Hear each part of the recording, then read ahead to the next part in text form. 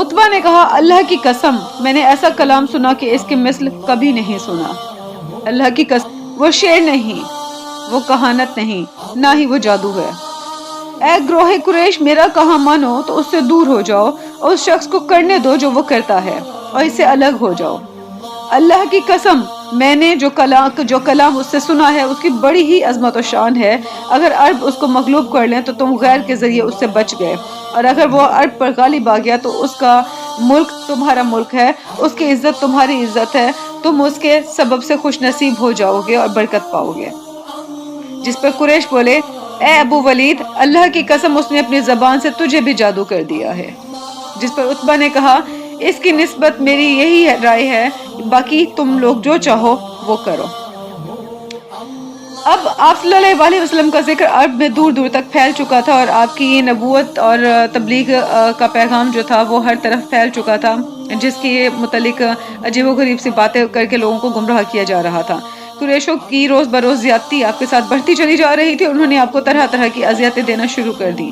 کمینے قسم کے لوگوں کو آپ کو ہر قسم کی ایذا دینے کے لیے چھوڑ دیا اور آپ پر استحزاز کیا، آپ کو شاعر کہا، آپ کو جادوگر کہا، آپ کو کاہن کہا، آپ کو پاگل اور پگلا کہا، لیکن آپ ہر بات سہ کر بھی تبلیغ جاری رکھی آپ نے۔ اسی دوران ایک مرتبہ آپ صلی اللہ علیہ وسلم جبکہ خانہ کعبہ کے نزدیک نماز پڑھ رہے تھے تو حرم شریف میں اس وقت قریش کی ایک جماعت موجود تھی، انہوں نے جن میں سے عقبہ بن ابی معیط نے ابو جہل کی ترغیب سے ذبح کیے ہوئے اونٹوں کی اوجری لا کر سجدے کی حالت میں آپ کے دونوں شانوں کے درمیان میں رکھ دی اور زور زور سے کہہ کے مار کر وہ لوگ ہنسنے لگ گئے۔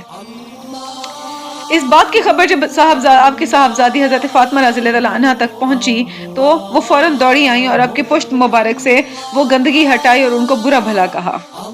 اس کے بعد انہوں نے کئی دفعہ اللہ تعالیٰ کی شان میں بھی بہت زیادہ گستاخیاں کی اور غلط الفاظ بولے۔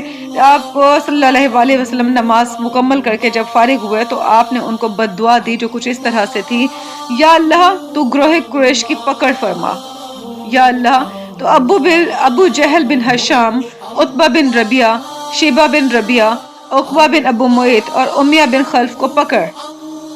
اس حدیث کے بعد راوی حضرت عبداللہ بن مسعود رضی اللہ عنہ فرماتے ہیں کہ میں نے ان سب کو بدر کے دن مقتول دیکھا اور امیہ کے سوا باقی سب کو چاہے بدر میں پھینک دیا گیا۔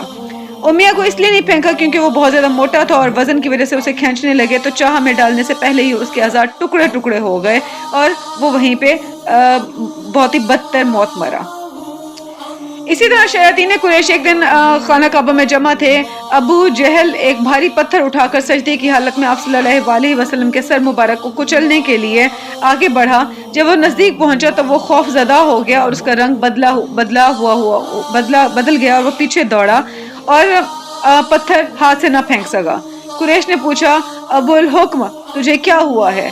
جس پر وہ بولا میں نزدیک گیا تو میں نے ان کے ورے ایک اونٹ دیکھا، اللہ کی قسم میں نے اس کا وہ سر اور گردن اور دانت دیکھے جو کبھی کسی اونٹ میں نہیں دیکھے، اور وہ اونٹ مجھے کھانے لگا تھا تو میں اپنی جان بچا کے دوڑا۔ رسول پاک صلی اللہ علیہ وسلم نے فرمایا وہ جبریل علیہ السلام تھے، اگر ابو جہل اور نزدیک آتا تو وہ اسے پکڑ لیتے۔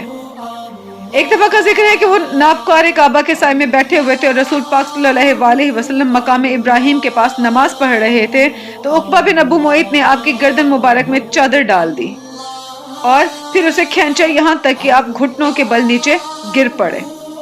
لوگوں کو گمان ہوا کہ آپ کا انتقال ہو گیا۔ حضرت ابو بکر صدیق رضی اللہ عنہ دوڑے ہوئے آئے اور فرمانے لگے کیا تم اس شخص کو اس لیے قتل کرتے ہو کہ وہ کہتا ہے کہ میرا پروردگار اللہ ہے؟ یہ سن کر وہ ہٹ گئے۔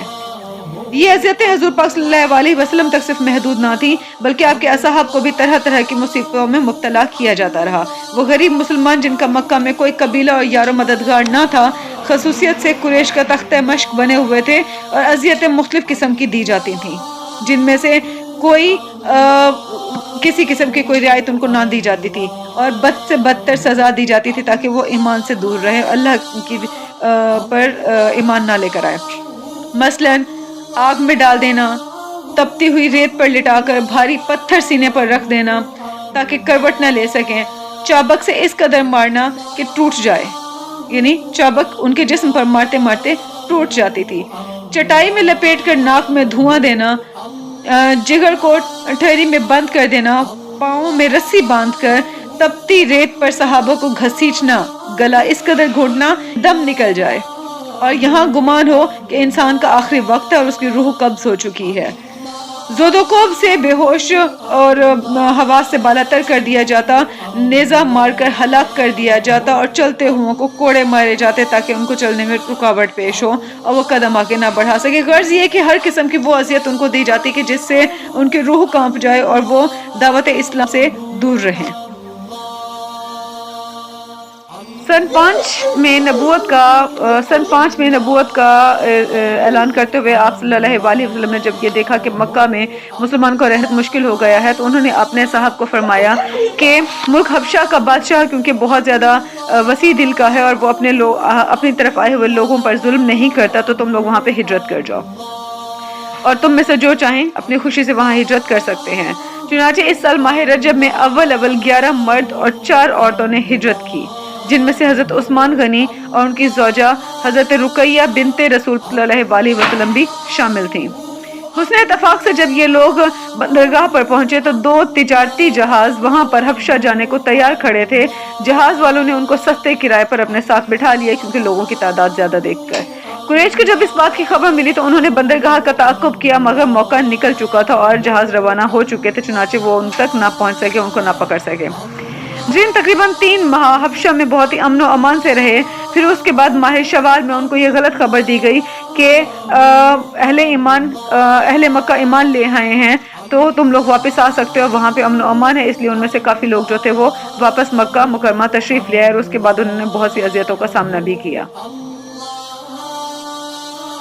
इसी दौरान में सन 6 में एक और हिजरत हुई क्योंकि इस आला हज़रत सल्लल्लाहु अलैहि वसल्लम के चचा हज़रत हमजा ईमान ले आए और उनके 3 दिन बाद हज़रत उमर फारूक भी उन्होंने भी इस्लाम कबूल कर लिया। जो लोग हबशा से वापस आए थे वो गलत खबर सुनकर कि अहले मक्का ईमान ले आए हैं, कुरैश ने उनको और उनके साथ बाकी मुसलमानों को पहले से भी ज्यादा अजियतें देना शुरू कर दी, यहाँ तक कि हिजरत पर मजबूर हो गए। इस दफा जब हिजरत हुई सन 6 हिजरी में तो उसमें 83 मर्द और 18 औरतों ने आप सल्लल्लाहु अलैहि वसल्लम की इजाजत से हिजरत की और हबशा को चले गए। जब आप सल्लल्लाहु अलैहि वसल्लम मदीना मुनव्वरा को हिजरत फरमाई तो मुहाजिरीन हबशा में से कुछ लोग फौरन वापस आ गए। हजरत जाफर बिन अबू तालिब वगैरह जो वहां रह गए थे वो फतेह खैबर के वक्त मदीने में वापस आए। जब हजरत जाफर हजूर सल्लल्लाहु अलैहि वसल्लम की खिदमत में हाजिर हुए तो हजूर पाक सल्लल्लाहु अलैहि वसल्लम ने उनसे मुलाकात की और पेशानी को बोसा देकर फरमाया, मैं नहीं बता सकता कि फतेह खैबर से मुझे ज्यादा खुशी है या जाफर के आने से। ठीक है। हजरत अबू बकर सिद्दीक रज़ी अल्लाह तआला अन्हु भी बाद में हिजरत हबशा की तरफ निकले और कबीला कारा का सरदार राबिन नहुआ मिला। उसने पूछा कहाँ जा रहे हो? आपने जवाब दिया कि मेरी कौम ने मुझे निकलने पर मजबूर कर दिया, मैं चाहता हूँ कि कहीं अलग जाकर खुदा की इबादत करूँ। इस पर उसने कहा, मैं ये नहीं हो सकता कि आप साफ फ्याज और मेहमान नवाज अपनों से नेक सलूक करने वाला शख्स और गरीबों का वारिस जो है लोगों को मददगार मक्का से निकल जाए या निकाला जाए, ये मुझसे बर्दाश्त नहीं होगा। मैं आपको अपनी पनाह में लेता हूँ, इसलिए आप मेरे साथ वापस मक्का में आए। जब कुरैश को ये खबर हुई तो उन्होंने मशवरा करके एक सिफारत बसर कर दी कि उमर बिन आस और अब्दुल्ला बिन अबी रबिया यानी अमारा बिन वलीद नजाशी की खिदमत में हाजिर हुए और उनको तहाइफ भेजे।